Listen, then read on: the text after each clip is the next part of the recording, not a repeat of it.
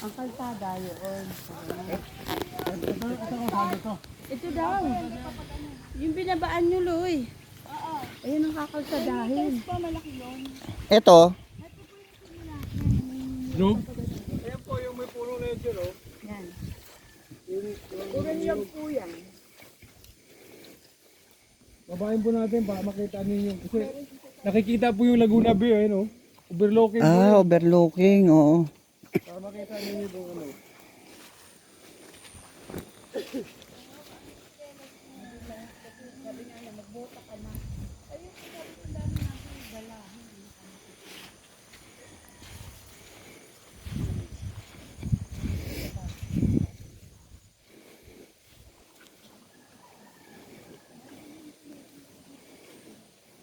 Ito, andito na tayo.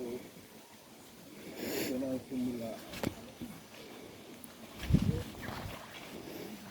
Tandaan na po dito, okay? Madulas. Dumayad na nga ako eh. Mamaya kami, kasunod na rin.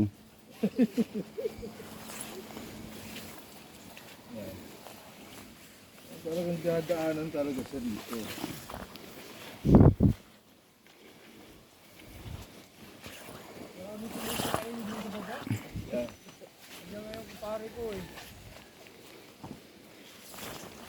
Ito, walang nakatira talaga dito.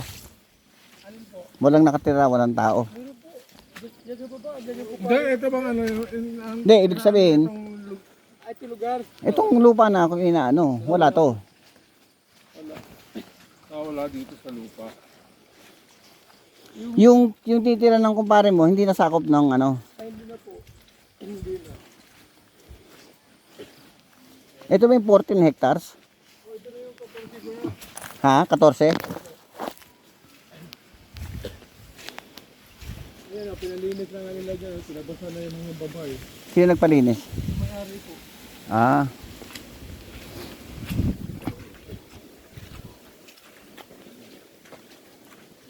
Talaga. Ito na yung umpisa dito, kuya.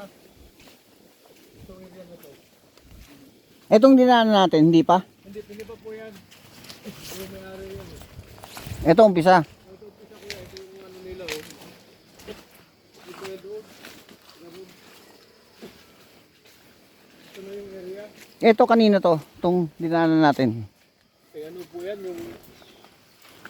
yung may-ari kasi dati, yung may-ari nito, kamag-anakin din yung ano niyan, kumbaga yung mga talim niyang mga niyog diyan, sinulitan na lang. So ang umpisa ito. Oh, yan po yan ang umpisa. Pag ganyan po yan, tapos pag ganun. Kung 1 hektarya ang kukunin, Ang sabi kasi sa akin nung may-ari, kasi ang ano nga nila, pag inubos na yung 14, ibibigay nila ng 40. Pero pag, oo. pag ano daw, Kung, ano daw sir, kung tingi, pag tingi, ang sabi sa akin nung nanay nung ano, kumpare ko, 70 daw po. oh, 60 nga sabi ng malis. 60? No, 60. Oh, kasi naano ko na yun, nag-chat sa akin nung nakarang araw eh. Ang pinakamaliit na tingi na tapyas, ilan? Pwede isa. Hindi ko pa nakausap sir eh. Hindi pa.